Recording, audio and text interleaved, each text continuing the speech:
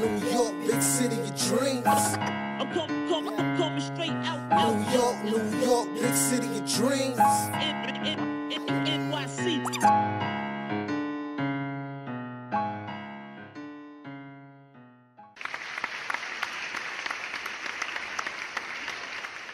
Don't worry, Kevin. We didn't boo you. What's going on, Knicks fans? This is the Nick of Time show, giving you that Knicks talk just in the nick of time. Edson Sean is not here today with us. He's still handling some business with his car situation. If you follow along with the podcast, the show, you know. But I am here, Jay Ellis, and in front of me is the man, the myth, and the legend himself. Ryan G's in the building. Scorpio takeover again. The Scorpio takeover is in effect again. The G&J show. Yes. And you know what? Miss is not here as well. She's working on that blue check mark as usual. Yeah. I think she got the blue check vacation. I think she's on. Yeah, she's traveling the seas or something. Oh, that's what's up. Yeah, all the 37 jobs she has, she's using the money to go on vacation. Yeah, she a true Jamaican, yo. Definitely. True Jamaican. Yup. And it don't take me nowhere like we ain't fam. Exactly, like, I don't yo. like vacations. I know, right? Like, I need a vacation right now, Come yo. on. Like, let's seriously, man. Nah, she not a true friend, yo. She's not. I don't. Nah. We need to check her. I'm gonna check her for a blue check. Hey, yo, how was your week, man? Been busy, man. Been tough. I'm just trying to get through. One more week left, and then I'm finally done with classes for good. So I'm just trying to hang in there. Clap it up for that man, too, man. Listen, man. Yo, to tell you the truth out there, I was mad. I was not sure if this episode was gonna go down today. Ryan was like, yo, I got like 4 days left of school and I'm out. Yes. Everything is going, and he has mad tests to study for and things to write up and blah, blah, blah, blah. Kathy's away. Edson had to handle his car stuff in another state. I was like, yo, how are we gonna do this today? But my man Ryan came true like a champ. Yes, the sacrifice. Word. I see you, bro. Yes, sir. I see you. Thanks for coming through. And the show is safe. I'm not gonna be doing this show by myself, damn it. Oh man, how would that happen? Like, I don't know. I don't know. I mean, there are some podcasts who do that. They have one person by themselves. Yeah, but I mean, usually you would have like people call in and be like, you know, to at least have some type of conversation going. Just you talking for like 2 hours straight, Yeah, like that'd be crazy. I've heard somebody. There's shows that do that. There's another Nick podcast that does that. They just talk by themselves. I mean, shout out to that dude, because that's tough. Yeah, that's real tough. It really is. It's real tough to do. It's much easier to feed off of somebody. Yeah, exactly. But I didn't want to try it. I didn't want to try it today. That's for damn sure. I definitely didn't. So nah, we are here. We talking Knicks and we're talking Knox. So you know what? Oh, you know what else? You know what? We're gonna clap it up for Walt Clyde Frazier. Oh, we talk about that Puma deal? Oh, he got a Puma deal. He definitely got the Puma deal. He's looking nice. He got a lifetime Puma deal, and also he's gonna be salivating, coming up with all these wordplay entendres for Knox, Knicks Knox, knocking down the three, Knox knocking the three down, hard Knox life, Knox on wood. Like the Papers is gonna have mad fun. Clyde is gonna have Knox the neophyte. He's gonna have bars, yo. Yeah, a lot of bars. He's gonna have bars. He's gonna be spending them 16s on the broadcast. Well, exactly. Just like Jay was on the Carter's album, son. Jay was spitting. True that. I don't know if you caught that. But Jay was spitting. He damn near 50 years old. I mean, well, he a veteran in the game, so I mean, hey. So is Frazier. That's what I'm saying. They both got bars and they still doing it. Yep.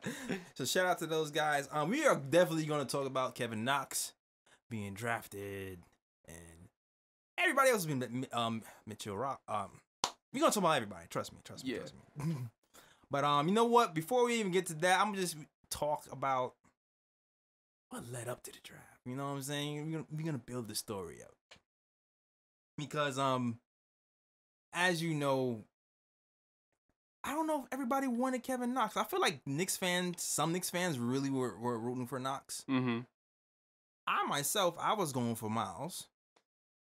And me, I was going for Sexton, but then when I saw him go at 8, I was like, damn. And then and then it's like, all right, you know what? Since both Trae Young, Sexton is gone, because I wanted the Knicks to get a point guard, I was like, all right, let's go after a wing that can get buckets. So exactly. I mean, to be honest, I don't even think Sexton was on our radar, according to reports. But, before I get into that, I'm gonna just start with the workouts in general, right?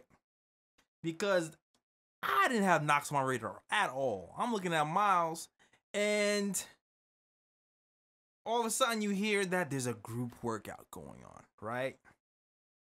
And part of this workout is like Kevin Knox, Miles Bridges.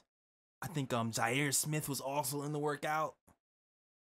And you're like, whoa, that's special. I don't think a lot of people have group workouts like that because, I don't know, you kind of get exposed, I would think. If you have to face, fight other people. I mean, I think in a way it promotes competition. I think when you have a group workout like that, I think it shows a player's true character because it's like, you're going up against, guys who are in your draft class, and it's like, and everybody's trying to reach a goal of, trying to get drafted by a team. And I think if you're competing against guys in a workout, that shows a team your competitive spirit, because if you come out on top, that means, you are that competitor. You are that guy. Most definitely. And you know what, too? To add on top of that, one of the weaknesses of Knox, in my opinion, was people question his competitiveness. So, off the bat, he's electing to do all of these group workouts. And he has his workout with Miles Bridges, who's my favorite. Miles Bridges is, he's a strong dude. Yes, he is. He backs down smaller people, and he plays bully ball. And the reports come out that Knox beats his ass, man. Knox whooped his ass. Okay, that's not the report exactly. That Knox whooped his ass. Yeah, but the report did say that Knox did outperform him, though. Yes, Knox shined. Yeah, Knox shined. That was the reports. Knox shined, and you heard even Fizz said that the workouts were relentless. They was really competitive.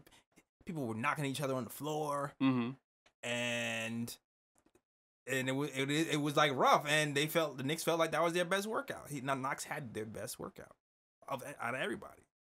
So I'm reading this news. Miles is supposed to be my guy, and I'm just like, damn, son, like is Miles my guy now? I mean, it's hard, man, because for me personally, like I did rank Miles over Kevin Knox, but then when I read that report too, I was like, oh, so I guess this dude Knox is better than I expected. Like, what? Yo, what is it? It's not even just you, man. Like, if you looked at every scouting video put out this year and then the performances, everybody's had Miles and Mikal over Knox. Everybody. But listen, man, Knox showed up and he dominated that Knicks workout. And I also heard that wasn't the only workout he dominated. He also worked out with the Sixers, dominated that one.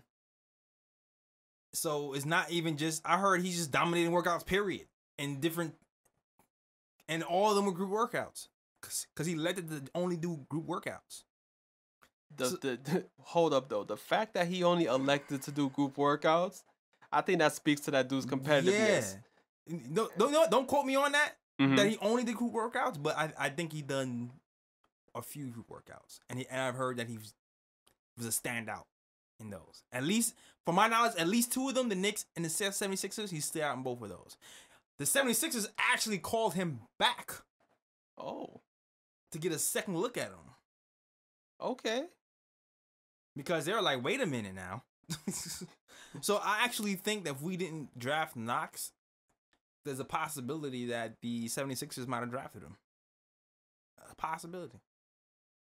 But so that in itself is like, okay. where am I going now? Do I really like Knox? My mind is conflicted. I'm reading this report. I'm just like, my mind's conflicted. He killed my boy in a workout. That was my guy. Yeah. So you have that, and then you start to think, okay, you start to say, well, it's a workout. Exactly. Like, that was my whole standpoint, because I was like, I saw him, because the games I've watched with Kevin Knox, I wasn't too impressed. Yeah. You know what I mean? Yeah. Like, for example, I didn't watch him extensively, I'll admit that, but I saw a few games with them. And in those few games, disappeared, to me, he didn't stand out. He often disappeared in games. While Miles Bridges, like, he actually rose up to the occasion in games, and he was more consistent in college. He asserted his will, man. He was not disappearing whatsoever. And a lot of the knocks on Knox was he's not engaged. He disappears a lot. And so when I'm hearing this, I'm like, whoa. I even saw a report that said, I don't remember who was from. Somebody on Twitter with a blue check. Somebody on Twitter with a blue check. So I mean, it must be legit then. It must be legit. Yeah, a blue check is legit for the most part, right? He said. So somebody said that Knox in his workouts scored or assisted on every bucket for his team, except for like one. And I'm like, damn, okay. That's what's up then. That means not only can he create his own shot, but he can also create shots for others, which is a major thing in the NBA. Major thing, and it was one of his weaknesses as well. But then it's like, all right, he has the potential. But I still have that thought. It's like he has the potential. But it's 1-on-1, 2-on-2, 3-on-3. Can he do that in full court? Remains to be seen. And another thing too, like in those 1-on-1s, 2-on-2s, 3-on-3s, or however many players they were playing the games with, were there screens set in those games where my dude had to actually go over screens and follow his defender? I know where you get, because I heard it was good defensively too. I'm not sure how good defensively he was, but you know what? I feel like one aspect of your game, like fighting over screens, I feel like you definitely will be called out on a 3-on-3 if you're not fighting over a damn screen. Like, it's very easy to see. Yeah. I really want to see if he has that energy with a 5-on-5. And also, he also gets lost on back cuts. So 5-on-5, when you're like trying to like keep one eye on the ball, keep one eye on a man, and I want to see how much growth he has in those situations where he's not losing his man on back cuts and things like that. We'll see. Fizz got to get that kid right. We'll see what happens. So, I mean, there's always some leagues around the corner. So I can't wait. I can't wait, man. I know. See him and Frank together on the court. Ooh, I can't wait. This is a dope thing about we have all dope. When is the last time we've had like this many young kids on our team? It's been a while. It's been a long time. I don't remember the last time we had this many young kids on our team, man. I don't. Because the Knicks always had the mindset of trying to win now. So Knicks always been trying to trade for veterans and trade over all the young players. So the Knicks never had an opportunity to actually keep young players on the squad like that. Yeah, man. Some of these gonna be lit, especially this year. Oh, with all 30 teams participating? Yeah, man. We have to go to Vegas, bro. Word. We have to go to Vegas, man. I was actually contemplating, like, yo, I really need to actually, like, buy a ticket and go to one of these games at least, man. Yeah, man. I saw you in the group chat talking about it. I was like, I might have to do that too, man. I might have to sell some T-shirts. Whose man's this T-shirts out right now? The NickOfTimeShow.com. Go there and get your merch. Yeah, get your merch. Whose man's is this? Also, I got mad merch coming. Y'all gonna look up one day and see like 50 shirts come out. You be like, where did that come from? Exactly. Yeah, so be on the lookout for that also. Word.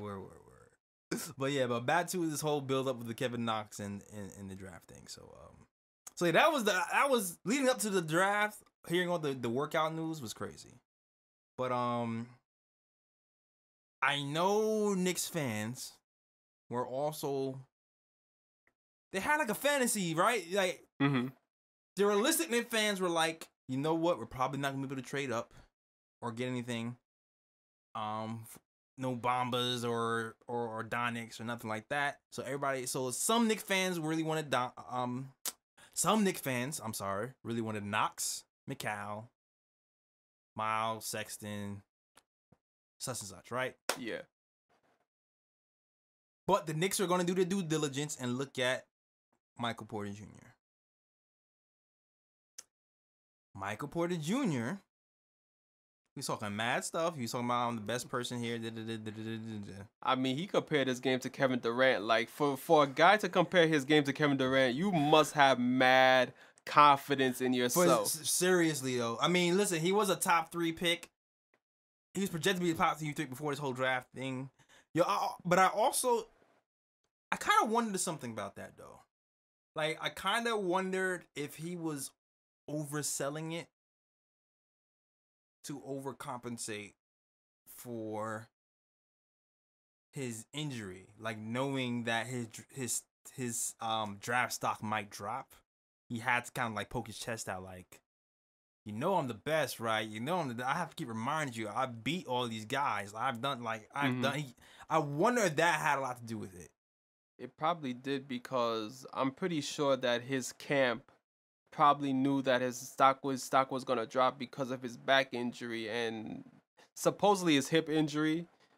I mean, I don't know the status about that, but it was reported. But you know, like, but you know, like, for him to, you know, to try and save his stock a bit, like, he had to like remind people, like, you know, before this college season passed, like, I was a top 3 pick in the draft. Like, people looked at me and thought that I was one of the best talents, period. And he was. I think it was like Bagley, him. It was like number 2. But listen. So he was supposed to have a pro day, right? He seemed like he was flirting with Chicago. All signs pointing him going to Chicago. He will only have his workouts in Chicago. He had Chicago medical staff check him out, and they was gonna send his records out to everybody else in the top 10, right? He had a pro day scheduled for a Friday. The Knicks are supposed to go. People in the top 10 are supposed to go. All of a sudden, he has hip spasms.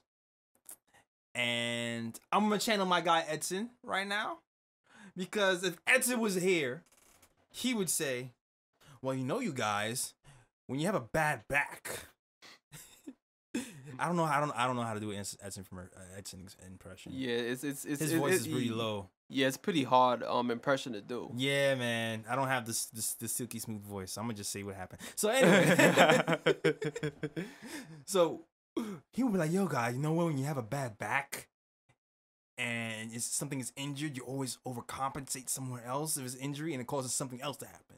So that's probably why the spasms happened, the overcompensating or whatever.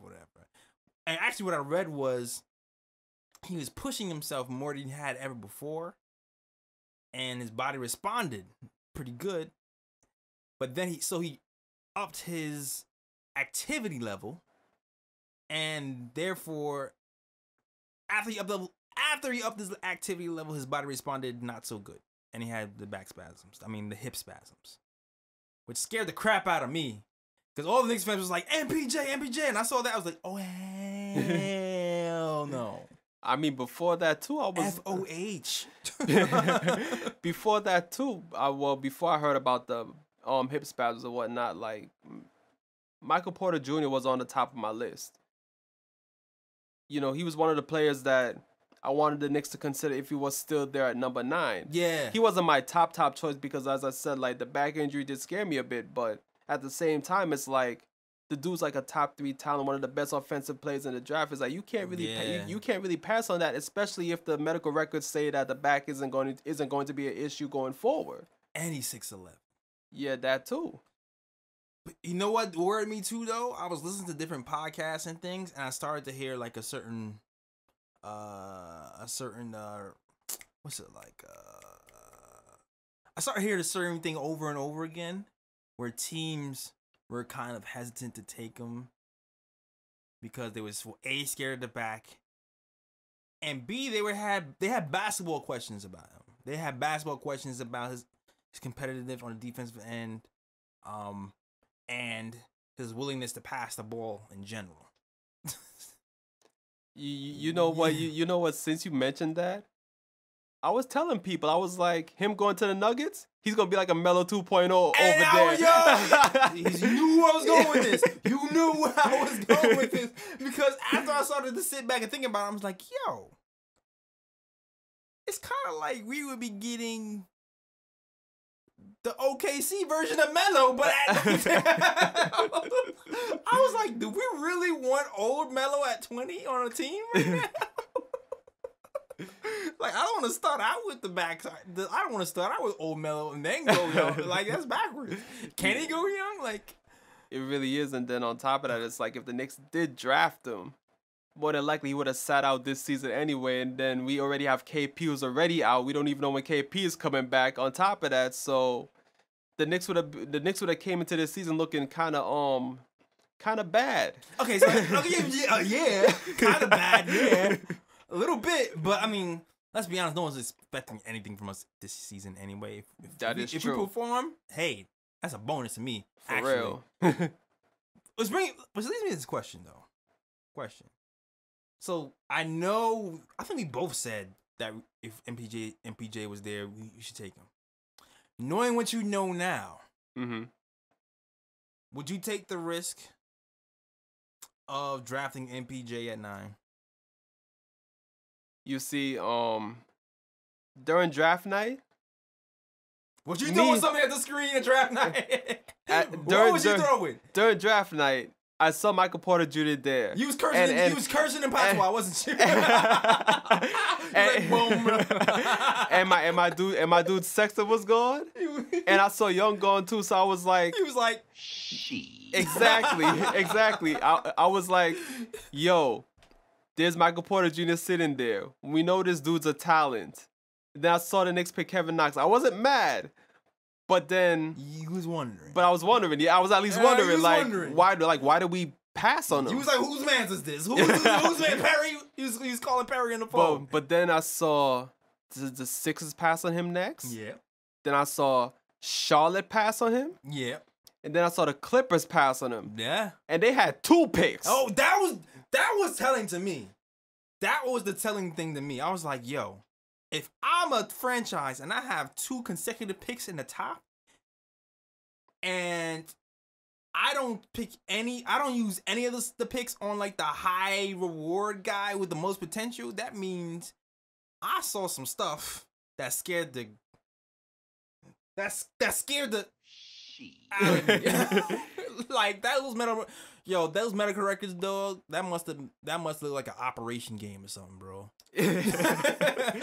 It had to, because it makes no sense. Because if I'm the Clippers and I have 2 picks, I'm like, if I had 2 picks in the lottery, I'm picking a short thing and a gamble. Exactly. I would be picking a short thing, and then one player that I'd be like, you know what, I'm not sure about this player, but we have 2 picks, so let's take a gamble. But it's like. And then on top of that, it's Jerry West. It's a competent GM too. Yeah. That's skipping on Michael Porter Jr. So it's making you wonder, like, what's this dude's happening? Like, what is this dude's medical records like for Jerry West to pass on him twice? That's crazy. And then people were talking about the Knicks. I was like, do you know other people? 14 teams passed on him. Like, come on, bro. Talk about us. Exactly. Like, something is obviously wrong. Obviously, the teams know something we don't. And I actually saw a report that there were some teams in the 20 range that said they wouldn't pick him. Which is crazy. Very crazy. So, I mean, for the Nuggets' sake, I hope Michael Porter Jr. works out well for them. Or I don't wish bad on anybody. Yeah, exactly. But I don't know. For 13 teams to skip on him, and this dude is a top 3 talent. That's alarming. Yeah, that's crazy right there. Like, something gotta be up. Definitely. And his dad was kind of saying after the fact that, the medical records, actually somebody came out on ESPN, right? Or on like a sport, what show was this? Somebody came out on Sports Center and said 4 teams told them that they failed MPJ on their physical. Wow. Yeah. And then his pops came out, and who was also, I think, his manager too. And it was talking about that time. I'm talking about that rumor that he's not going to play this year. It's going to be a redshirt year. And he was like, well, all I know is he passed the last medical exam, and people are blowing it out of proportion. And Nah, I'm sorry. I got to speak to Michael Porter Jr.'s father for a second. It doesn't matter whether you pass the last physical or not. If you've had 4 physicals before that, coming up to the draft where he failed, the last time I checked, 4 is bigger than 1. Yeah, man. Like, you can't then say, "Oh, we took it back. This works now." Like, nah, that don't make no damn sense. Yo. That don't make no damn sense. I mean, if it works out for the Nuggets, they got they got like a nice little squad. Yeah, they do. I'll say that. If they can get him to play, if they can give somebody to play defense over there between. But the scoring is gonna be dope. The scoring should be good if he's healthy. Yeah, and I mean the way the Nuggets play ball anyway, Nuggets don't really play defense like that. Nuggets is a scoring team. They like to run up and down the floor anyway. So Michael Porter Jr. will fit right in that in Denver. Yeah, but the only because what a reporter asked him directly. They said when asked if there was any truth to him missing a full year. He asked him, "Is there any truth to him that he's gonna miss a full year?" And he couldn't really tell you. He was like, "That not that I heard of." I was like, "Wait, but aren't you like? How do you not?" that made no sense to me whatsoever. So it's like, Denver's management didn't get in touch with you and tell you what your situation is with the team or whatnot. I don't know what the hierarchy is, but I just thought that was odd. That he was like, oh, he has to do some rehab work still, and he has to work on his cardio, but I don't really know if he's gonna. That was mad. That was weird. And I mean, to be real about it, with his back injury and everything, because back injuries are scary, especially in the NBA.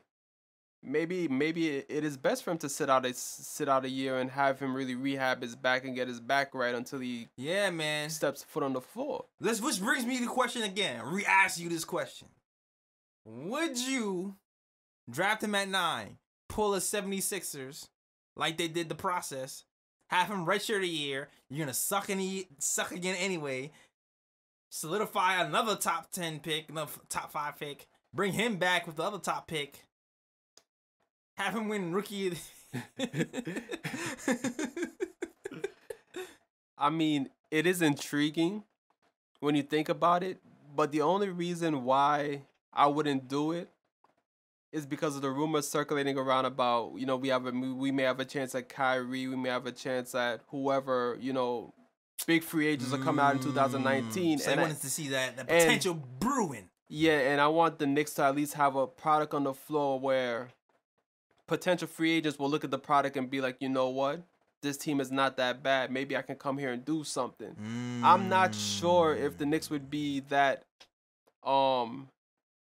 I'm not sure if the Knicks would be that what's the word I'm looking for? We'll be able to attract the big free agent if KP Wheels aren't in motion first. Exactly. Yeah, we got showing some progress. Exactly, where KP comes back middle of the season and the Knicks were sucking like the first half of the season or whatnot, and then we have Michael Porter Jr. just sitting there on the bench, rehabbing. Like, I'm not sure if that would be an attractive, product for a big free agent to come and be like, you know what, I want to come to New York.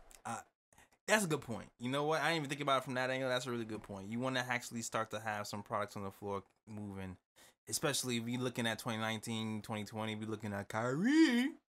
Yeah, possibly Kawhi. Yeah, Kyrie, Kawhi, y'all can both come through team up with KP. Yo, I'm saying, you might as well pull that Miami move, bro.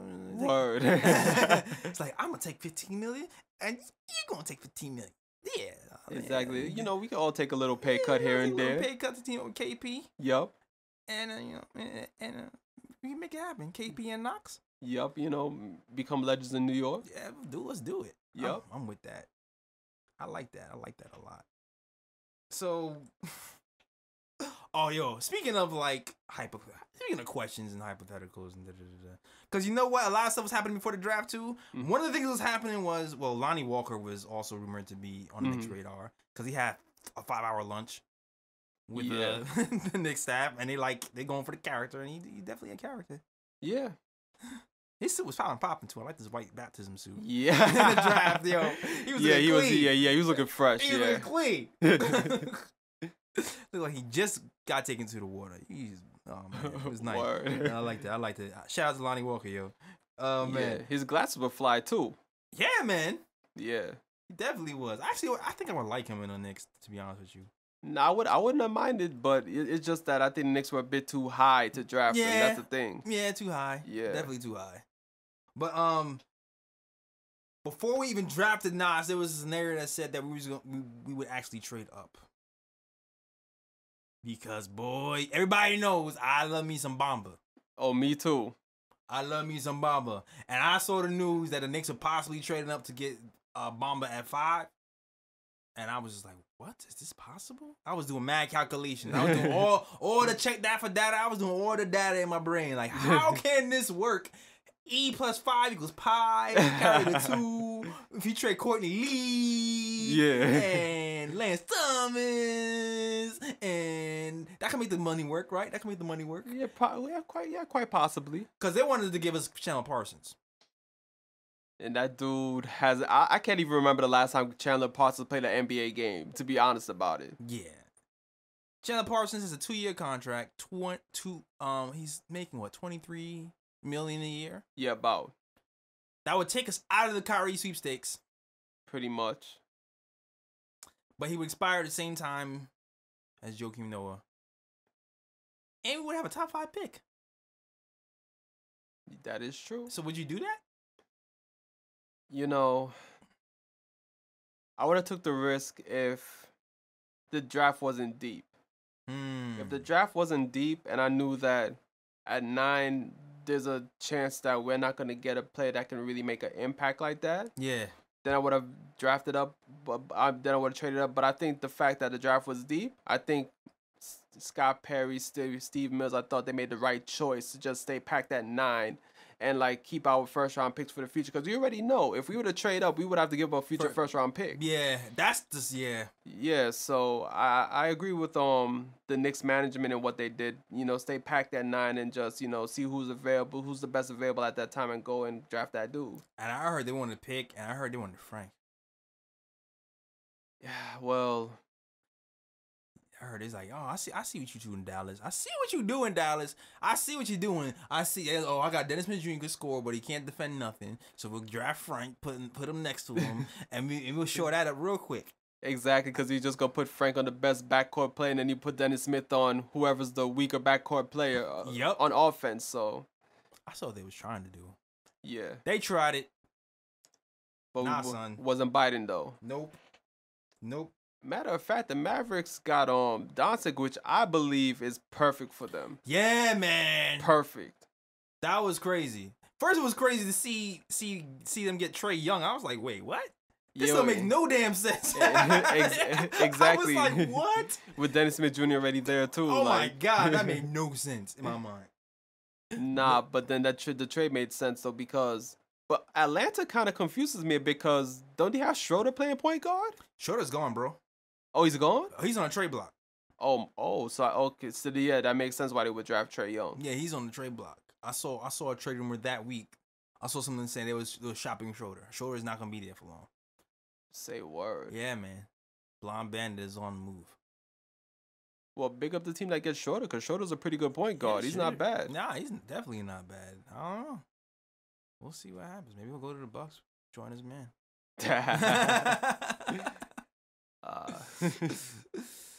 But yeah, where was I? What was I talking about? Yo, I actually went to the draft. Talk about it. Yeah, man. Yo, listen, I went to the draft in Brooklyn. Yo, shout out to my guy CP. My CP, I do post-game live on our YouTube channel. Check out our YouTube channel. Just Google the Knick Time Show on YouTube. And we do live streams, and you can call in. It's pretty dope. So yeah, I met up with him, and the energy was dope, man. We took a picture in front of the NBA draft sign. It was dope. The crazy part about that whole day, though, was fans, yo. Knicks fans. There was this one fan in particular, right? Stood out. And you figure, you know, there might be fans of all places, all over the world, you know, all types of fans, because it's the draft. But you figure there's going to be a lot of Knicks fans. But this guy had on head-to-toe Golden State Warriors suit. Whose man's is this? Bruh. Head to toe, son, head to toe. And I'm sitting there like, what? Oh, I was man. like, yo, he's a Golden State fan. And then he has the head to toe suit. He has the Golden State Warrior tie and the Golden State Warrior hat to match. Oh, But check this man. out, fam. He takes the hat off, and what do you see under the Golden State Warriors hat? Don't tell me, man. Don't tell me. A Knicks hat. Bruh. Wow. It's like, oh, he's a Knicks fan. So I was like, yo, me and CP, we sitting there, we talking. It's like, yo, we gotta talk to him. We definitely gotta talk to him. So we ended up talking to him eventually inside, and he cops his plea. He's like, I'm an NBA fan, and I was there when Golden State won their first ring, and I'm a Knicks fan, true and true though. You know, I'm a Knicks fan, but I just like basketball. You know what I'm saying? I still gotta represent. That's why I got my Knicks hat on. And he's like, but dude, you got a Golden State suit. He's like, go ahead, man. That's what I'm saying, though. I'm like, how can you come to the draft in all New York, in an all Golden State suit, in New York, and then you take off your Golden State hat, you have a Knicks hat on under? I don't understand. I don't understand it. I don't understand it. He's a cool dude too. I want him to go. He's cool. I met him, but I still have questions, man. I still have questions. Man, I'm glad I wasn't there, because I'm like, yo, you need to go change, Oh, B. man. You need to go change. Yo, it's funny because CP asked him, he's like, me make sure you know your Knicks stuff. He was like, who do you want the Knicks to draft? He said, Mikal Bridges. I was like, okay. That means you've been paying somewhat attention. Exactly. That means you're paying attention. So we let him go, and then we posted the video on Instagram, and everybody roasted him on Instagram. And I was like, oh man. He followed me on Instagram too. Shout out to that guy who followed us on Instagram. But man, I don't know. We gotta find you a suit, man. We gotta find you a Knicks suit. Yeah, exactly, a Knicks draft, suit. Man. We can't have you go through that again. Nah, man. We're not gonna let you do that. We are real friends. Yes. So yo, it was funny too, because during the draft, after everybody was getting passed on, like there was like a buzz around the building, like Knicks gonna draft MPJ, Knicks gonna draft MPJ, Knicks gonna draft MPJ, and it was like, and the Knicks draft with the 9th pick, Kevin Knox, and you're like, oh my gosh, and all the audience is like, Bruh. and boo, boo, they zoom in on the kid last year, Yeah. with glasses, and he's like, boo. and then like I was watching it on TV, and I thought it was crazy because after Knox got drafted, like I heard the crowd actually like, we want Porter. We want Porter. I was like, damn. I'm like, yo, like Disrespectful. exactly, like, yo, we drafted Knox. Let's just show that man respect. Yeah, man. It is what it is. The Knicks did not draft Porter Jr. Let's just forget about it Right. and just move on. To be honest, some Knicks fans were happy. Actually, if you actually look on Twitter land and Instagram land, Knicks fans aren't like going crazy. They're not like throwing hate at MPJ like that. Mhm. Not, I mean Kevin Knox, Knox. yeah. Knox. So it's all good. It's all good. It's all good in the Knicks land. It's not like, I don't know. It's a little propaganda going on. Everybody expects everybody to hate him, but we're embracing the kid. We are embracing the kid. So you know what? As Knicks fans should. I mean, everybody deserves a chance. Give the kid a chance. Exactly. And that's what happened. That's what I'm doing right now. I'm giving the kid a chance, man. I'm giving the kid a chance. I seen Fizdale's giving the kid a chance. I trust the coaching staff. They actually said themselves that Fizdale said himself. He's like, we have a development staff here. We talked about this actually the last episode. Mm-hmm. About how they got a bunch of development coaches here, like the dude from the Lakers who brought up oh my god, gosh, Kuz and Lonzo and all those guys. We just hired somebody else from the Mavs who looks pretty promising. I posted a video. Yeah. I forgot that dude's name. Damn. Is it Pat or something like that? No, it's a Spanish name, I think, right? Man, I don't have time to check it right now. Is it Cabela or something like that? Yo, but I don't remember the name exactly, but he knows me his neither. stuff. He knows his stuff. You see he's going into depth about motion offense and teaching people how to read and react to offensive quickly, and also and building that offensive skill set up. So we got a lot of nice development coaches for the squad. The Knicks in general seem to have a really nice job, and they seem to be very cohesive in their plan and how they're going to build these players up from the ground up. So I'm liking what I'm seeing. Most definitely. It's definitely a different approach to what the Knicks have done in recent years. So it's crazy how much confidence in him. It kind of scares me how much confidence I have in this squad right now, yo. It kind of scares me. It's like I have too much confidence. I mean, it's like for once in our lives, we're actually seeing the Knicks go about this the right way. It's weird. It's very weird. Like they passed up on the injury-prone star that could be for a kid who's actually has a good back, and it's an upside. I mean, we'll see what happens. I mean, he has his deficiencies, but you know what? Like I said, because Fizdale even mentioned himself in his press conference. He said that let's see. He said what he liked about Kevin was the film sessions for one. He said he seemed to absorb the film sessions very quickly. And he also competed in the workouts, like you heard. And I also heard that he was throwing his weight around. And I mean, the dude is 6'9", and he's over 200 pounds. I mean, he should be throwing his weight around. He should be throwing his weight around, but that's not what he's known for. Yeah. Which is why that's like, okay, he's learning. And I also heard that his ball handling, he touched on that. Mm-hmm. His ball handling has improved, he said, dramatically. Dramatically? That's what he said. He was like, he was competitive, dudes were putting pressure on him, and his ball handling improved dramatically. And you see, like, here's the thing about college ball, because a lot of times, you know, a lot of us get caught up in what we see during the game, but then a lot of times, sometimes players actually end up becoming better pros than they were in college. Most definitely. You know, like, for example, like Ben Simmons. Because if you watch Ben Simmons in college, like, you could tell, like, dude had talent, but he played so nonchalant in college, like, people were actually wondering, like, does he have the will to win? And that's exactly what I question here. And you know what? You got to remember, too, he's 18, so he's not a finished product. And I was actually watching a lot of YouTube videos and stuff, and this kid actually compared him to Paul George, which is, you know. Yeah, let's chill for a You second. know. Let's not go that far yet. But what he was saying was, Paul George, he was taken at 16. And people also questioned his motor and will to win as well. And if he can be a two-way player, and they asked Paul George that in the video, and he was like, can you play both sides of the ball? And he said yes. And obviously we know what we know right now. But he's like, it's possible that this same thing could happen for Knox. He's like, okay. He said maybe not as good a defense as Paul George is, because I don't know if I can really see that.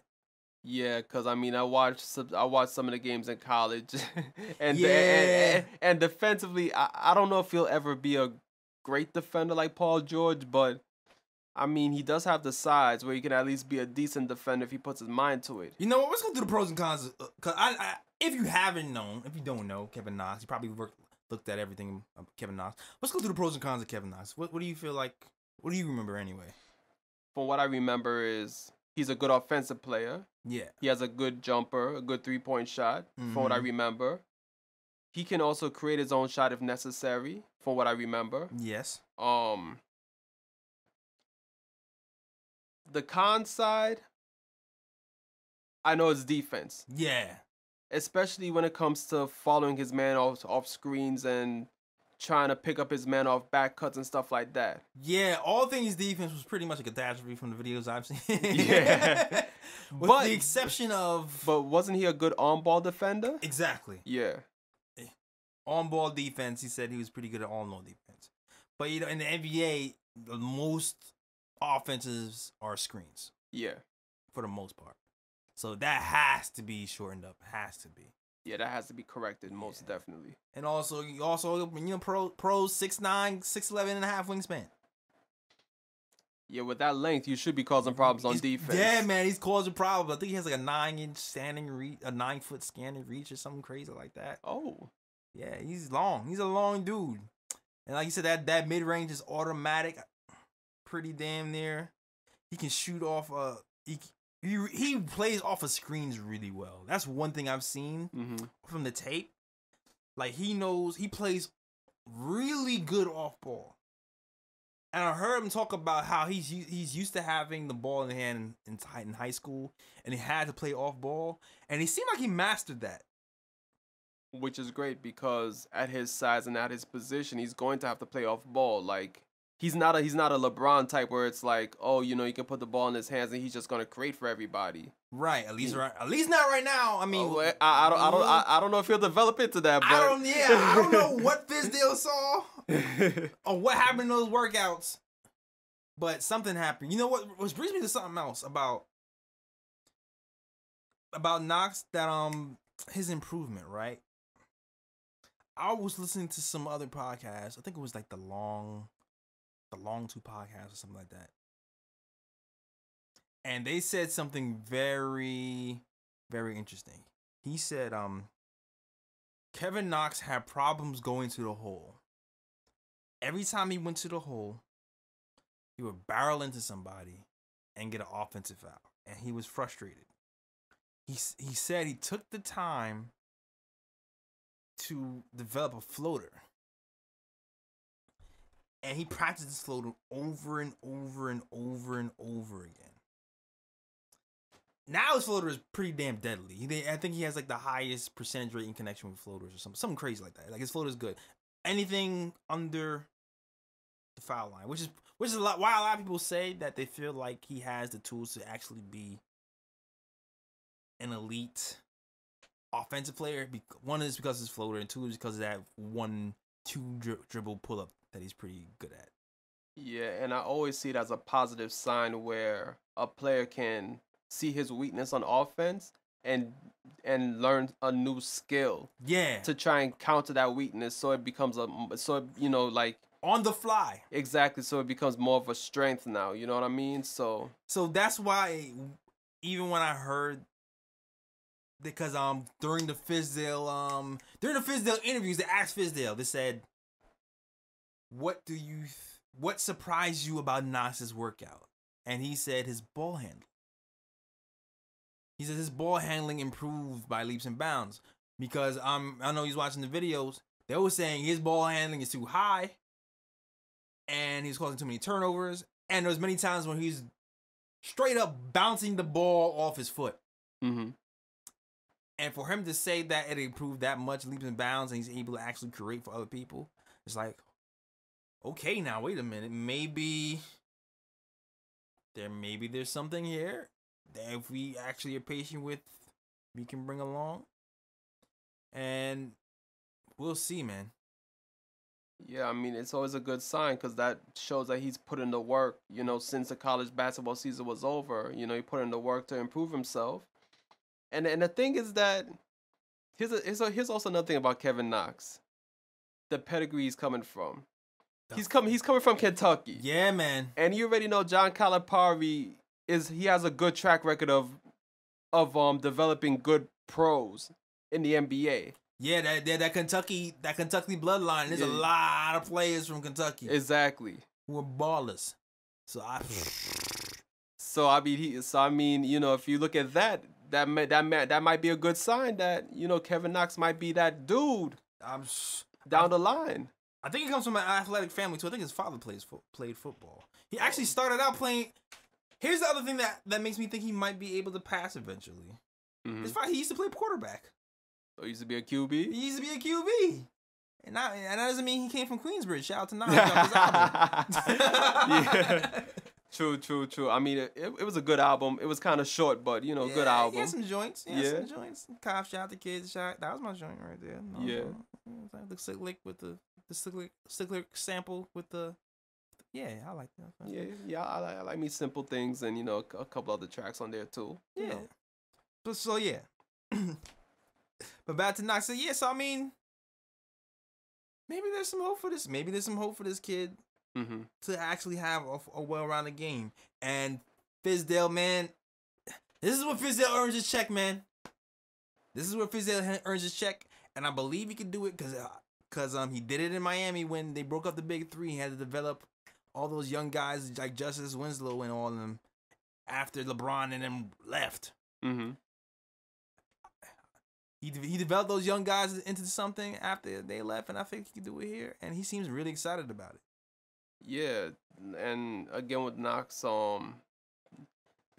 reason I'm going to say this right now is because I do want to bring up something that Jay Williams said on First Take. Okay. Which kind of concerned me about Kevin Knox. Okay. But obviously he's proving these things to be wrong by his workouts and what Fizdale and the guys are saying about him so far. But Jay Williams, because, he watches college games, he analyzes college games, college play. That's what he does for a living. Mm. And he said a lot of times Knox concerned him a bit because it seemed like he had to be motivated often to play his best. And he also said like how he doesn't know if Knox has a competitive edge. That's exactly what we both said. Yeah, on defense, especially on the defensive end, to really give his effort, full time like that. And he often disappears in games and stuff like that. And the reason why I'm bringing this up is because this is why I picked other players ahead of him. Most definitely. Because, for example, Colin Sexton. I watched that dude play for Alabama. He's all heart. That dude was not disappearing, period. He does not need motivation. Exactly. Miles Bridges, again. Oh, you know. You knew he was on the court. You knew he was on the court. He did not disappear. And defensively, he wasn't the McCall, but he was solid. Exactly. Even y'all might crucify me for this, but Trae Young. Even with Trae Young. I mean, I know he got cold towards the end of the season. Yeah. But that dude had a killer instinct, though. That dude was dropping like 40 and like 10 on cats. Yeah, I'm not, and I can, yeah. Yes, I'm not gonna kill you. I'm not gonna kill you. I understand, Trae Young, people are worried about his frame and how he might get bullied in the NBA. Yeah, but the defensive end, he didn't really try. But defense he didn't try. But I mean, like the dude at least had that killer instinct on offense. Like he was looking to kill you on offense. Something. Exactly. So that's why I chose those players ahead of Knox, because I was like, I watched Knox at Kentucky and I was like, I just don't know. Like he would disappear at times. I would forget he's even on the court sometimes. Yeah. When he was playing for Kentucky. Most definitely. And people had to keep him involved deliberately to keep him engaged in the game. And his concentration levels what worries me too. Long periods of time going in and out of games mentally. He needs to be engaged. So this is a lot of things Fizdale's going to have to deal with. Yeah, but at the same time, though, I think Fizdale is the right coach for a player like that. Yeah. Because Fizdale seems like the type of guy where he will help you to be engaged full time throughout games. Like, there won't be a time when, you don't think that, Fizdale won't get up on a player and be like, you got to do this, you got to do that, etc. Like, Fizdale seems like that type of guy where he's going to motivate you and get you ready to go every game. Listen, man, he already got these kids out here practicing 7 days a week. Moody is out here. Moutier's out here. Moutier's out here, man. Moutier's out here.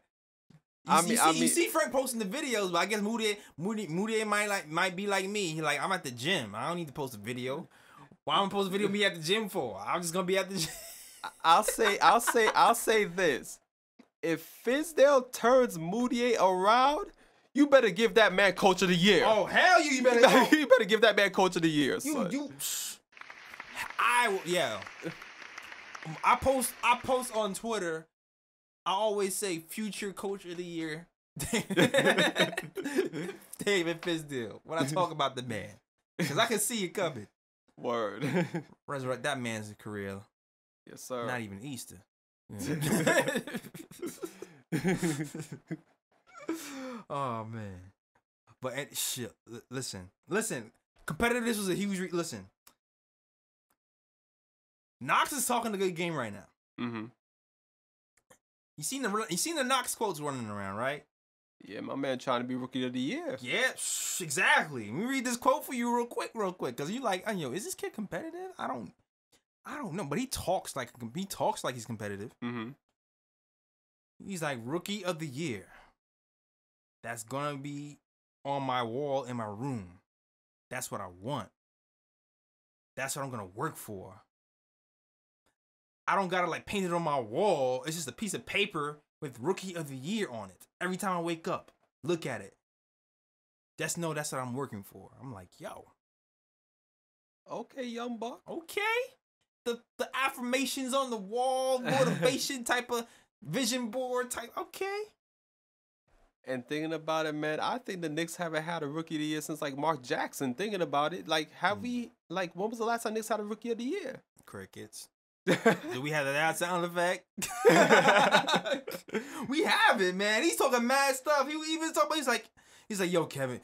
He says, yo, Durant used to be my favorite player, but now that he's in the NBA, you can't have no friends on the court. That is true. I was like, yo, I like this kid. For real, he need to talk to some of these current NBA players. Word. He's like, now I have to go at him. I was like, oh. That's what I like to hear. Oh. That's that Mamba mentality right there. That's that Mamba mentality. And then he says, like, yo, the fear one, he's like, yo, I got fear. I hate sharks and snakes. Stuff like that, stuff. But when it comes to competing,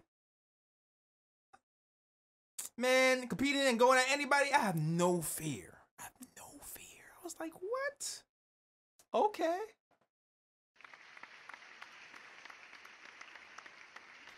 He was talking mad. He was talking. He had me hyped. I'm not gonna lie. Yeah, I was like, I'm reading. I'm looking at them. So he's not competitive. Mm-hmm. I'm reading all this. I'm like, maybe he is competitive. Yeah, and I think he also has it in his head that, you know what? When I was drafted, the Knicks fans were shouting, "We want Porter Jr." Knox was like, "Nah, he was like, yo, I'm gonna knock that noise out real fast." Out the park, man. Talk. But I don't want it to be lip service, though. You know what? Yeah, you gotta prove it on the court. You gotta prove it on the court. I don't want to see nothing I don't want to see you in a Knicks uniform doing what you was doing in Kentucky. Nah, with those screens, and then screaming at your other teammates like they did it.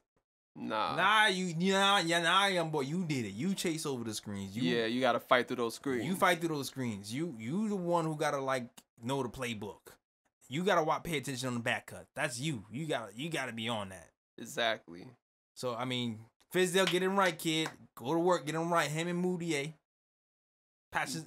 Man, matter of fact, the whole young crew at the Knicks, get them all right. Matter of fact, Frank, have Frank run the defensive drills, man, because Frank be sliding his feet. He should be teaching that. I mean, he should be. He's the best defender we have in the backcourt. I'm saying, Knox, you teach him the offensive drills. Frank, you teach him the defense. Switch off. Exactly. They are be teammates. Help each other out, yo. Yeah, man. Teamwork makes the dream work. Yeah. Oh, man. So we talked about Kevin Knox for a long ass time. Most definitely. Well, other players got drafted. That is true. Yeah, man. You know what I'm saying? And I never heard of this kid. Me neither. I never heard of this kid when we drafted him, but I was pleasantly surprised. I mean, listen, when we dug into him, he seemed like the type of player that, you know what, you can gamble on. Mitchell Robinson. Mitchell Robinson. A round of applause for Mitchell Robinson for the Knicks doing their due diligence. Mitchell has an interesting story, man. Mitchell is a 7-foot center. Skinny, like 225 pounds. 7'4" wingspan. which means he should be able to block a lot of shots. Yeah, man, the Knicks are definitely. Yo, listen, man. In the night, the Knicks have gotten long and athletic in like an instant. That's what's up. I mean, Yeah. that's what's popping in the NBA right now. Granted, even Knox could be actually more athletic, but he's still 18. Yeah, he has So, a chance to grow a bit. Yeah, he still has a chance to even up his athleticism and take advantage of his length and athleticism at the same time with some NBA workouts. Just like kind of like how you should be doing with Frank. But we talking about Mitchell right now. Yeah. So some things about Mitchell that were pretty damn interesting. First of all, he was ranked number 11 on ESPN top 100 list of prospects in 2017. It makes you wonder, like, what happened? I'm gonna tell you what happened. Fun fact: Knox was ranked number 10. Interesting. He averaged 25 points, 12 rebounds, 7 blocks. Well, 6.9, but I'm giving it 7. You know what? To me, that's a good sign right there, because if you're in high school and you're 7 foot tall, you should be blocking 7 shots a game. You should be blocking 7 shots a game. 15 shots again. I don't know. That number might be a little low. I don't know. Nah, I think that's a pretty good number. I'm playing. Be the instigator, yo. Yeah. I can't help it. I was crew up here. Anyway, so yeah, he's a big that can block shots. He likes to block and dunk. If you see all his videos, all the videos is blocking the ball and banging it on people. I mean, he should be great off the pick and roll. Yo, just remember the Lob City? Remember we had Tyson Chandler here? Oh yeah, Tyson Chandler. And we had that option where I missed that option, yo. Yeah. That option where you can just, once you beat somebody off the pick and roll, you can just throw it to the sky. Yup. And then somebody just grows up and catches it. Exactly. He's one of those dudes. I seen a picture of him when he's jumping in the air and his elbow was at the rim. And I'm just like, woo. All right now. All right. There goes that athleticism. There goes that athleticism there. Matter of fact, speaking of Mitch, I know you saw the video of him like running like from half court. I posted it. All he did was take one dribble and like 2 steps, and he was at the rim dunking. Dog. That was insane. One dribble from half court. Like, that's crazy. Jumps just from below the foul line to bang it, one dribble. That's insane. Coach is already comparing him to Clint Capella. And if he can develop into that, we have a gem on our hands. Oh boy. Oh yeah, exactly. And some people was like, before whatever happened to him, which I'll explain later, he was like the 3rd or 4th best big man on the board. That's what people were saying before things started to happen. Yeah. But yeah, so let me tell you kind of what happened. So first of all, as you know, these are his high school stats. He has not played basketball in college whatsoever. He got accepted to Kentucky Western. And he's supposed to go to school and he didn't show up. Did they explain why he didn't show up? I don't know. Like, he took a few classes and then he just didn't show up. My man was like, yo, school not for me. Yeah. School not for me, man. I was like, I ain't feeling this, bro. Like, I saw a video that had a speculation that was saying, like, he had, like, a family member that's supposed to be an assistant coach or something like that. And then his family member left. And then when he left, that might have been the reason why he left. But that's, like, that's not confirmed. Yeah. That's just, like, a theory. But he left. And they were like, you know what? People thinking like he's gonna transfer, right? Because, you know, he left, he took his stuff out the dorm, he just bounced. He's gonna transfer to another school. But basically there's a rule that says that if you leave a school, you have to wait an extra year to be drafted to the NBA or something like that. So he was like, screw this going to school stuff. He elected to train. He said, I ain't going to school, I'm just gonna train. It sounds like he came from the LeVar Ball School of Hard Knocks. Yeah, man. He's like, I'm gonna make my own path, pretty much. Yep. So because he made his own path, his stock dropped, pretty much. And he ended up training with somebody named Marcel Scott, who trains NBA players. Most notable NBA player that he's trained, Anthony Davis. That's some connection right there. Yeah. So, like, and you know what? He has been working on his 3-point shots too. He's working on his 3-point shot. He can shoot the three. He can shoot. He's been working on it. I'm not sure how. I seen some film where he shoots a 3. Mm-hmm. I'm not sure what his percentage is and things like that. Or if he's going to be, if at this stage of the game he's like a competent 3-point shooter full time. Yeah. But at least in practices he's shown that he can hit a 3. Okay. And he's also, I also know he's been working on his ball handling. So, interesting prospect. But he hasn't played 5-on-5. Yeah, that was alarming to me. Like That was very alarming to me. Like they said that he hasn't played ball in a year or something like that. Yeah, that's the thing. You know what it is? He's played ball, but he hasn't played 5-on-5 pickup ball. He's played 1-on-1, 2-on-2, 3-on-3. All right. But not 5-on-5. I would still rather him play 5-on-5 at some point because it's still a different game when you play 3-on-3. True. Like, there's a lot more people to take account of. There's a lot more things going on. You have to pay attention a lot more, in my opinion. But yeah. It sounded like this dude was playing Big 3 basketball. Exactly. He's playing Big 3 with Nate and them. Yo, shout out to my guy. Hold on. Oh, yeah. Wait a minute. Hold up. Yeah. Interrupt this program. I got a bro pick. Oh, man. You gonna give Nate the bro pick? No. Who getting the bro, though? Rashad McCants. Oh, man. We interrupt this. We usually do bro picks at the end of the show, but nah, man. Rashad McCants was trying to punk my guy, Nate, the 5'7" assassin. Yo. Nate was not having it, man. At all. Nate was not having it. I think Nate was gonna square up, yo. For real. He definitely was. Not only was he, McCants was trying to bully ball him. It was funny because, like, I was watching that game. And early in the game, Nate said something to it, and McCants was like looking at him like he was giving him that screw face. He was like, "What? What did you say?" Like Nate said something wild to the dude. Yeah, man. And he was psyched because at halftime Nate was like, "He's not gonna come over here with his Joker mask." I guess McCants came over with a Joker mask. Yeah, he did. Matter of fact, he came out with a Joker mask and the Infinity Gauntlet on his hand. Crazy! Yeah. Wow, disrespectful. And then ends up losing by how much? They got smacked. They lost by like 18 or something like that. Bruh. And who put the moves on you? Nate. Yeah, man. My man Nate, the great, showed him, yo. Don't sleep on my guy, Nate. Nah, man. Don't sleep on my guy. He has a chip on his shoulder forever in his whole life. He's like, they said I'm smart.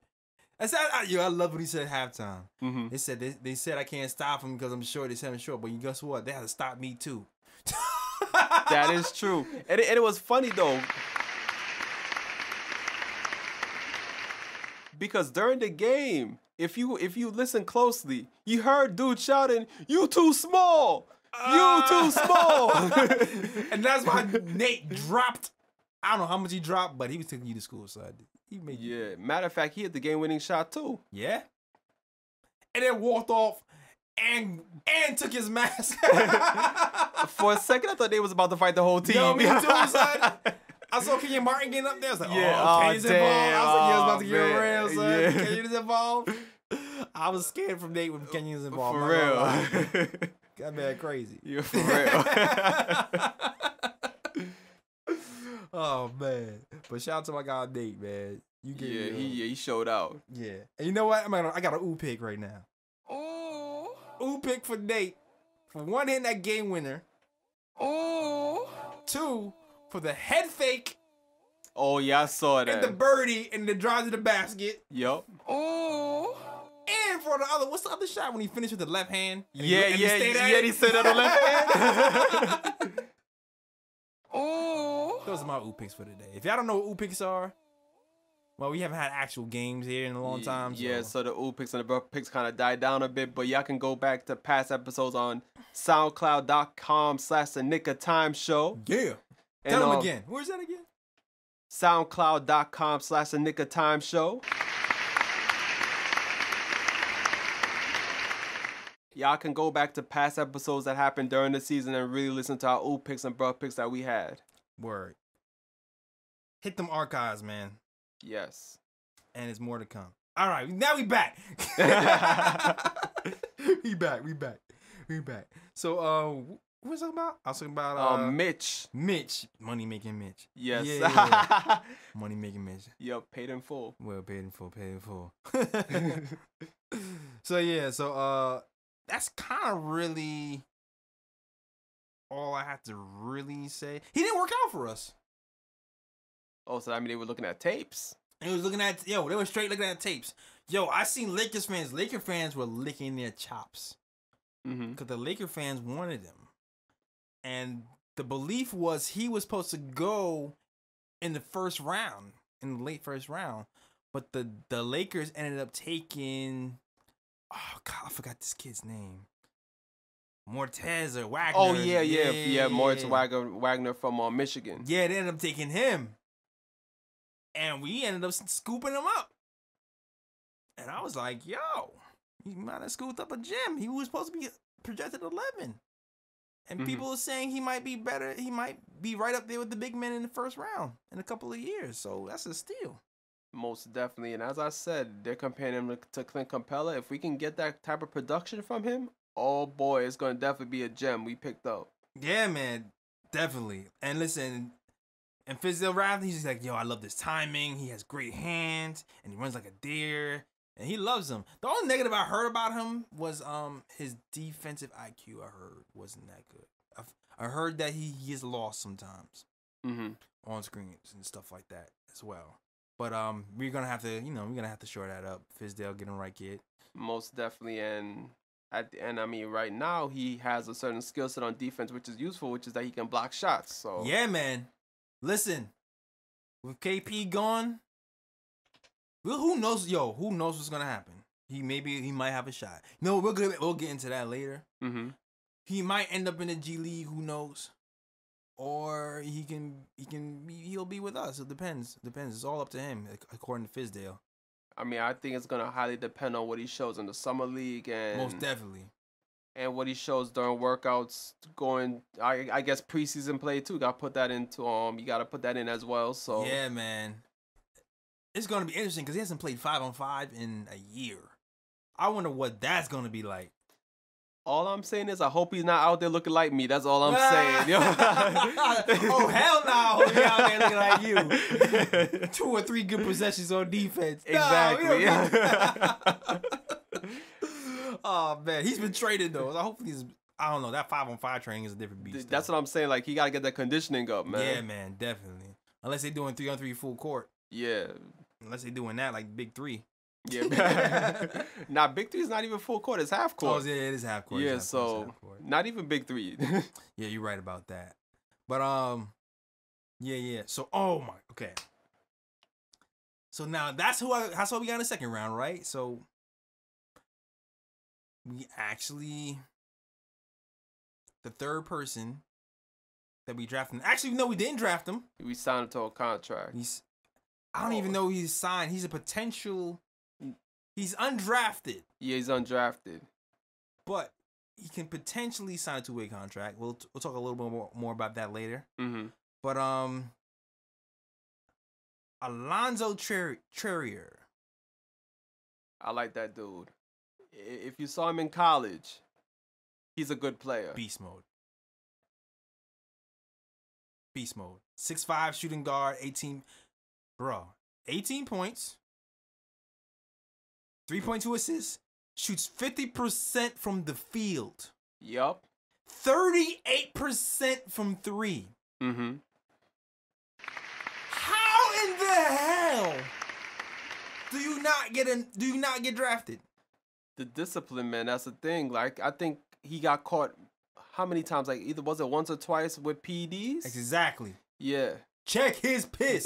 Check his piss.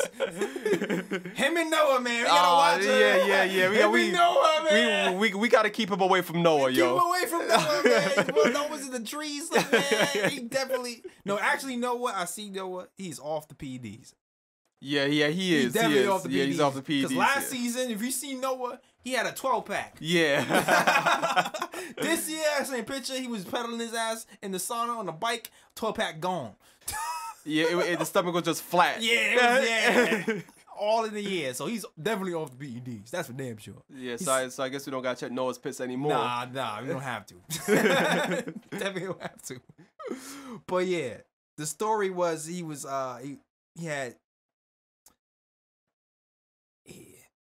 was tested negative or positive. I'm sorry, for I don't know how to say this word. I know what you're talking about though. Like I think he said that he drank it in like a supplement or something like that. Yes, or something along those lines. His stepdad gave him some concoction in a sports drink and had ostarine in it. Yeah, and it dirtied his piss up, and he was suspended, and that dropped his draft stock.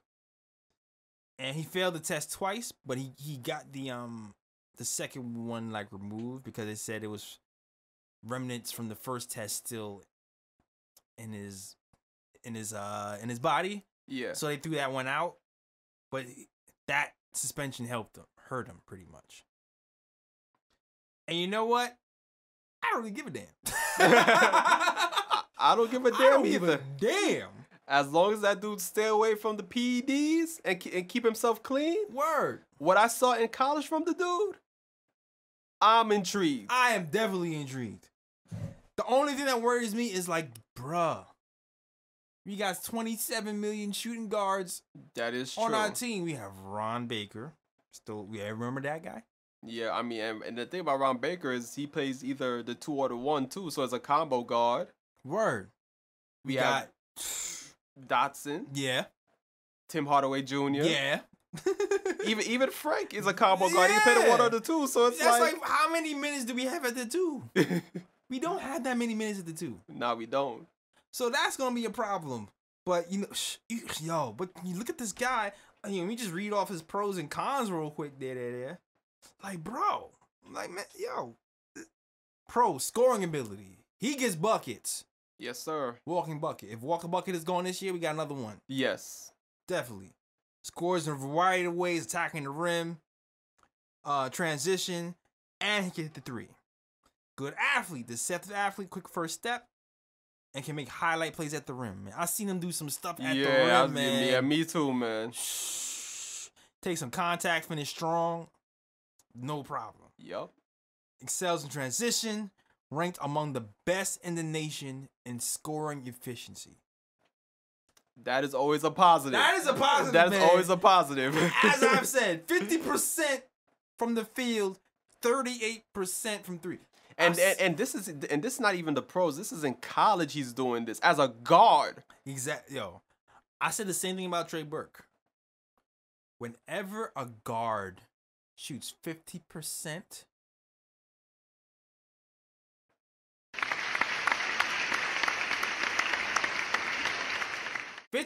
from a guard, big man percentage. Yeah, that's pretty much perfect right there. Pretty much perfect. So that's why I love Trey Burke towards the end of the season. He was shooting 50% from the field. I'm like, yo, that's crazy. But this man is shooting 50% and 38 from 3. Nuts. Yup. And efficient. I mean, you are efficient. I mean, that's the definition of efficient. Exactly, and what that tells me too is that his shot selection is pretty good. He does not take a lot of bad shots. It's crazy because in his weaknesses it says shot selection, but I don't agree with that. If he's shooting 50% and 38 from 3, how is your shot selection bad? So I'm gonna call a dub on that. I mean, unless he's a good bad shot maker, that's the only that's the only thing. If you're a good bad shot maker, then I don't know. That means you shoot. If you make the rule is for me, if you're making 50% of your shots, that's a good shot. Exactly. Even if it's a bad shot. Yeah. True that. Even if it's a bad shot. If you're making 50% of your shots, yeah, your bad shot is still a good shot. Exactly. my opinion. Whatever. Yeah, his weaknesses. Whatever. Con, shot selection. Like I said. But I call bull. I mean, hey, if he's a good bad shot maker, he's a good bad shot maker. Shoot, that just adds to his. I still think it's bull. But whatever. Ball stopper. Okay, that's a bad. Yeah, that's a con. But 3.2 assists from a shooting guard.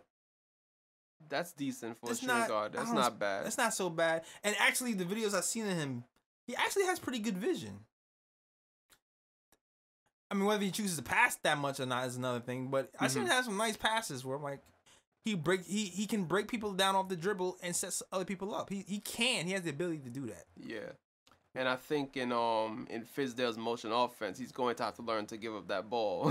Oh yeah, most definitely. Yeah, he can't be running isolation like that. Nah, not iso ball. Melo's gone. Yeah. My bad, Bello. I mean to do a straight shot. It's like reflex now. I need to go to rehab. But yeah, the mid-range game is water for sure. But the turnovers is what we have to fix with him. That's really what it is. Yeah, well, it's just a turnover ratio. Yeah, but I mean, with college players, especially those that play guard, yeah, they do turn the ball over often, especially a guard that holds the ball often. It's like you're going to expect a lot of turnovers. Like so to me, that's not too surprising. I feel you.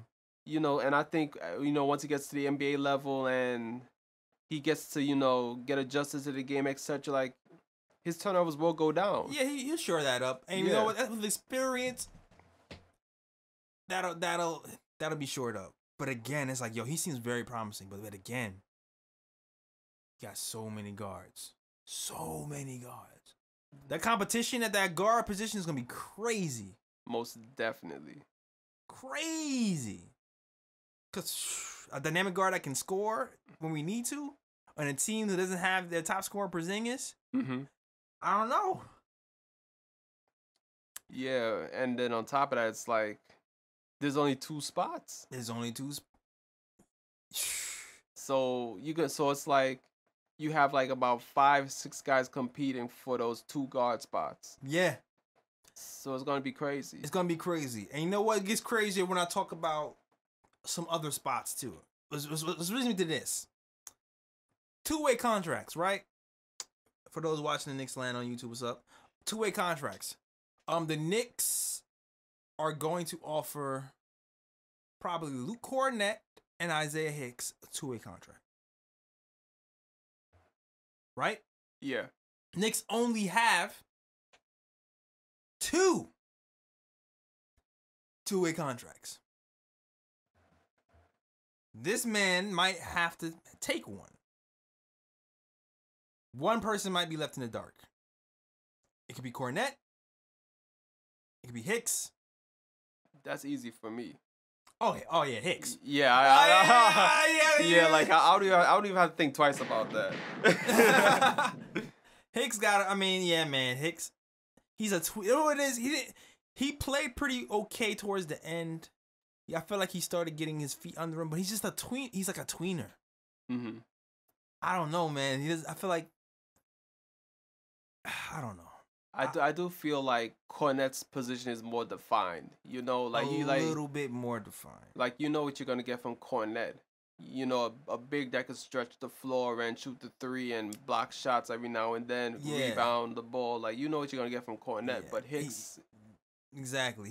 He needs to work on a rebound the ball though. But he still needs to work on rebounding. But I mean, like, you know what you're gonna get from Cornett. Right. Here's the other thing about Cornett too. I feel there are teams with their eye on Cornett.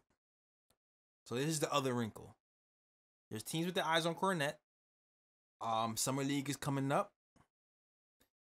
Knicks don't have no dough. If a team offers them like $1 million or multi-year, Cornett could be gone. So that's the other thing to look out for. So we could end up losing the Corneticorn. The Corneticorn. So it's gonna be a tricky situation when it gets to this big man thing happening. Yeah. Contracts in general, big men in general. You know what? Let's get to it. Let's get to the free agent talk right now. Mm-hmm. It is now. What's today? It's today. We record on Sundays. Today is Sunday, June 24th. 24th. Thank you, my good man. June 24th. As of today, Kyle Oquinn has opted out. He was making what, $4.5 to $5 million. He's opted out. He's played himself into a bigger contract for sure. Yeah. The max I can see him getting from any team, probably $10 million. The max. Yeah, I can see a team doubling his salary. There is a rumor out there, could be true, that he is interested in playing with the Golden State Warriors. No surprise there. Exactly. Not a surprise. I think I'm interested in playing too, if I want a quick ring real quick. Exactly. And if you really think about it, Kyle's game fit the Golden State Warriors game perfectly. It does. Like, that passing big man role, perfect. And my roommate, who's a basketball head, she was like, they're looking at David West like, it's time for you to go. I mean, to be real about it, it is time for him to go. Yeah. So they could be looking for a big man. But who knows what's gonna happen with that situation? They could go for Kyle Oquinn. I read somewhere that Dwight Howard might be interested. Dwight Howard. Cause the word on the street is I don't know if people know that Dwight Howard is signed with the Nets. Yeah, he got bought out though. And he got bowled out, exactly. Are you saying the Warriors are interested in Dwight Howard? I am not saying that. I'm saying Dwight Howard is interested in I heard that he might be interested in the Warriors. Well, that's not surprising too, but the question is are the Warriors interested in him? If I'm the Warriors, I'm staying away from that. Yeah, I'm not even considering that. Hell no. But we all know Kyle Oquinn loves New York. He is from Queens. And he always expressed that he loved. Yeah, always expressed. He came out on Diesel Samaro and said that he loves New York. And we'll see what happens, man. But a lot rides on this cap situation. Because if you know about the Knicks cap situation right now, it's not looking good, bro. We ain't got no ends. No, man. No ends. We ain't got shit. All we have is a mid-level exception, which is worth what, $8 million? I think 8.4 million. About. And something I heard we have is a biannual exception, which is like you can give a player 8% raises of their salary or something like that. So so it's like scenario. Let's just say July 29th. July 29th is the day where players have to decide whether they're going to opt in and opt out. Wait, don't you mean June 29th? I mean June 29th. I'm sorry. Yeah. Which is a few days from now. June 29th, if Cantor decides he wants to opt in, we only have a mid-level left. We get mid-level to Kyle Oquinn. Beasley, we'll be able to use the biannual on Beasley, I believe. Because I think we would be right at the cap. Mm-hmm. And what I read was the rule was if you're I don't know if it counts if you're at the cap. I think the rule is if you're under cap, you can use that biannual rule to go over the cap and it won't count against the cap. All right. So that's a scenario if you want to keep all three of those guys. That would be, but a lot would have to happen. You know what I'm saying? Cantor would have to not want multiple years, which may not be possible. Or maybe he just loves New York so much he would take that 1 year and try to re-up with us next year if we get Kyrie or whatever. Maybe he might want to do that. Possibility. But I'm not sure what are the odds of both Cantor and Kyle Oquinn not accepting multiple years, and Beasley. To me, it's very slim because as a player, you want security. Hell yeah. You know, you want multiple years. You want a guaranteed deal for multiple years.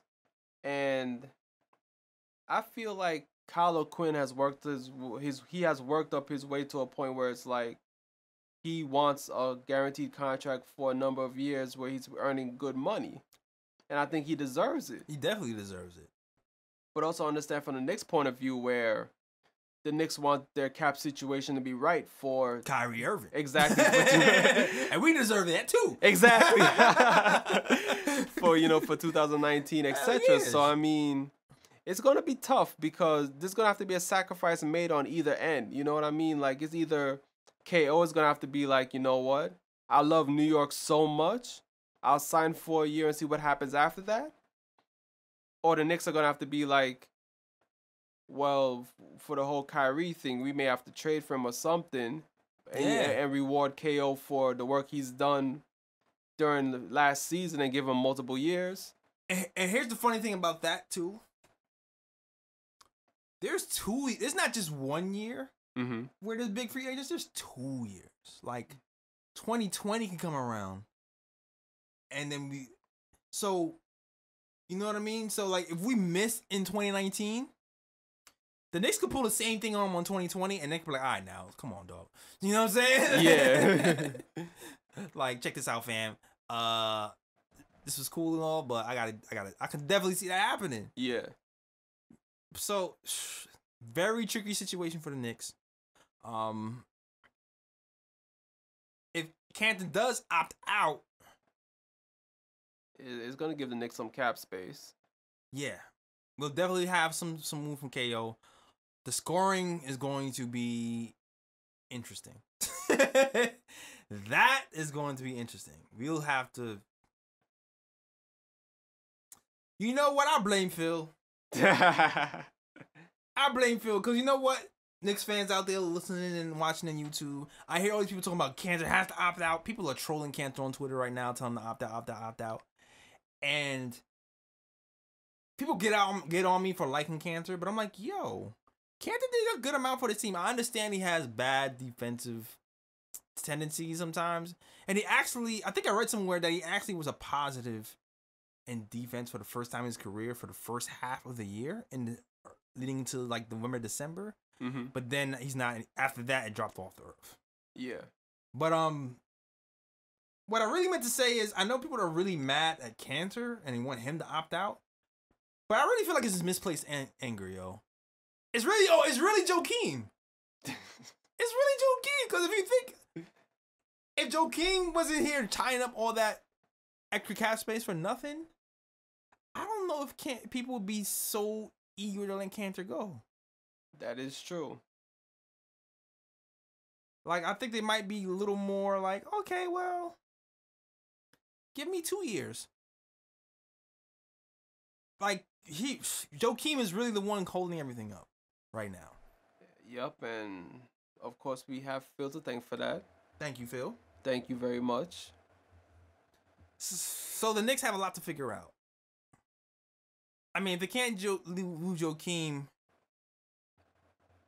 I said this before and I say it again, I love this man. Courtney Lee, man.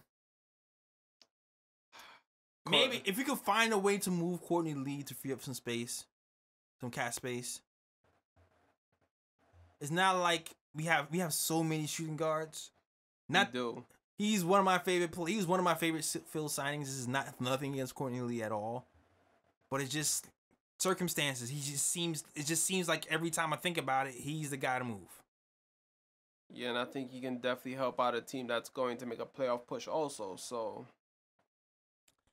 word. So if I'm parrying them, I'm trying my best to move Courtney Lee, free up some cap space, maybe take a second round pick. I really would like a low first because I really think he's worth a low first. But I don't know, man. I think the most the Knicks can get from it is probably a second. I know. Me too. Yeah, I know. I'm hoping for a first, but I feel like he's worth a little first, but the most we're probably gonna get for him is a second. Yeah. Maybe a second and expiring would be dope if a lower salary Mm-hmm. in a position like I don't know, a young cat maybe who's a young small forward, who knows, something like that, or I don't know. As long as there's an expiring contract coming back, I'd be cool with it. Yeah. But to me, if I'm a GM right now, that's one of my first moves is moving Courtney Lee to free up get us out of this conundrum. Yeah. Then maybe we'll be able to give KO $8 million or even $9 million and not have to like go over the cap, because we can't go over the cap to sign KO. It's just that luxury tax. Yeah, I mean we have his bird rights, so we're allowed to go over the cap if he uses bird rights. But it just seems so weird doing that and having a losing record. I don't want to be over the cap and have a losing record. That just like what? Yeah, that is true. Usually when teams over the cap, it's usually those teams actually win something. Yeah, like I don't know. I read somewhere that that the Knicks might be willing to give him a $10 million to go over the cap. But that don't make sense to me. But that guy, he knows what he's talking about, so maybe he's right. But in my mind, it doesn't make no sense. And I mean, hey, James Dolan, he can pay the luxury tax too, but it's just that you want but it's just that if you want your what's the words I'm looking for right now? Like your team. If you really want your team to be over the cap like that, it's usually a team that has championship aspirations. Yeah. You know, like the Warriors. Exactly. Like you have a bunch of all-stars on your team signed to big contracts. That's the only time where going over the cap makes sense. Most definitely. If your team is a bunch of young players and you're not expected to really go anywhere, like why are you going over the cap? You should keep your team flexible to the point where you can open up max slots just in case, where you can bring in a big name free agent when free agency comes. Most definitely. So, and it's interesting because like even Beasley can get more than what he's getting right now too. Right now I think he's getting $2 million or something like that. But I can really tell Beasley wants to be here, man. I can tell. Like he's on the float. He was at the Pride Parade today with Dave Fisdale and his wife, taking pictures, hanging out with the team. Like Beasley wants to be here, man. So I can honestly see him taking that minuscule raise. mm-hmm. But if he was to move Lee, maybe we could give Beasley like a little bit more and Oquinn some more and keep both of them. Who knows? We have to wait and see. Or we can end up getting Jerrion Grant from OKC, which is a popular little option that I've been seeing around lately. Somebody who can play defense at the three and done well for OKC and might not be that much money. And he can shoot three as well. He's not that bad, so. Word. He fits that mold of young dudes on a squad that can run with us. Yep. And he's definitely gonna put that pressure at that, and especially at the 3 position right now with Knox being shaky on the defensive end, having some guy like that who can guard some good threes would help us a lot. So most definitely. Yeah. Well, let's see. It's just the two of us. I think we've gone through everything. Yeah, me too. Free agency. Only thing is left right now is Summer League is coming up in July. I'm very excited to see that. Yeah, I definitely cannot wait. Have the squad. We're gonna have Frank. We're gonna have Dotson. We're gonna have Mitchell Robinson. We're gonna have Kevin Knox. We're gonna have Cornette. Yeah, that Knicks Summer League team looking nice right now. What? Yo. Yeah, that Knicks Summer League team looking extra nice. Extra nice. Stay tuned for that. We will be talking Summer League talk. Yes. We'll talk Summer League talk, and we'll be talking Knicks news. If anything crazy comes up, any kind of trades, any opt-outs, we will be talking about that. Yeah, any new signings, any new developments, we'll definitely be here to speak on it. Word. Maybe not the next week, but maybe the week after we might have another episode for y'all to talk Knicks, man. Yeah, when the summer league start? I think like around July 10th, 11th, Yeah. 12th, like around then. Yeah. And happy birthday to my mom. It's not my birthday. It's not our birthday yet, but July 10th is coming, ma. And my mom's birthday July 6th, so cancer babies. Cancer babies, yo, it's something with the cancer babies having the Scorpio babies, man. Fuck is planned, yo. This is a planned thing, yo. For real, yo. They definitely had to plan that, yo. It's crazy. But yeah, shout out to Mom Dukes. Happy early birthday. Yeah, happy early birthday, Mom. We hitting the sipping chat. Yes. The sipping paint. We hitting the sipping paint on our birthday. Oh, that's what's up. Yeah, man. Catch us out here. Yeah. Painting flowers and stuff or whatever the heck we painting. But yo, so we reached the end of our show. Yo, shout out to the followers, man. Shout out to the followers on Twitter. 'Cause our Twitter has grown exponentially. It blew up. Yeah, man. Sharing all of my illustrations of Knicks players. If y'all want to check that out, follow us on Twitter, Instagram, whatever. Yeah, Twitter, the KOT Show. Word. Instagram, the Nick of Time Show. Word. Follow us on both. Yes. Yo, we dead ass. We got like over 100 followers on Twitter over a day. That was crazy because of those pictures. So definitely follow us. But it is time to say goodbye. So you know what? Tell them where to find you, Ryan. Y'all can find me at Sir G is Chillin'. Sir G is chilling. That is SIRG is CHILLIN. I'm about to be out of school for good, so the writing is gonna be litty. Free man. Word. Tell the people what you getting again. Huh? Tell the people what you getting again. Tell the people what are you getting. You're graduating with. Oh, a Master's of Science in Sports Business. That's right. If you're wondering why all the blogs are so lit and legit, that is why. Yes. And you can find me at JLS Draws Things. Yo, my Instagram's actually been kind of picking up too since people are finding me on Instagram now. When it's like, oh, you drew it, I'm gonna follow you. So yeah, JLS Draws Things. That's JELLIS DRAWS. Man, it's JLS Draws Things, man. JELLIS Draws Things. If you can't spell, we can't help you. I'm sorry. We can't help you, man. We can't help you. No $S, straight up JLS Draws Things. No spaces, no nothing. Yeah. JLS Draws Things. And as Ryan said before, you can follow us on Instagram at The Nick of Time Show. Yeah. And matter of fact, we have to shout out Dash Radio. Word. For hosting us, giving us the platform. Yeah, most definitely. Putting in that work. Making those deals. Yes, sir. Shout out to Dash, man. Shout out to Dash for real. Shout out to Gary V, too. He's a Knicks fan. Oh, yeah, true that. VaynerMedia.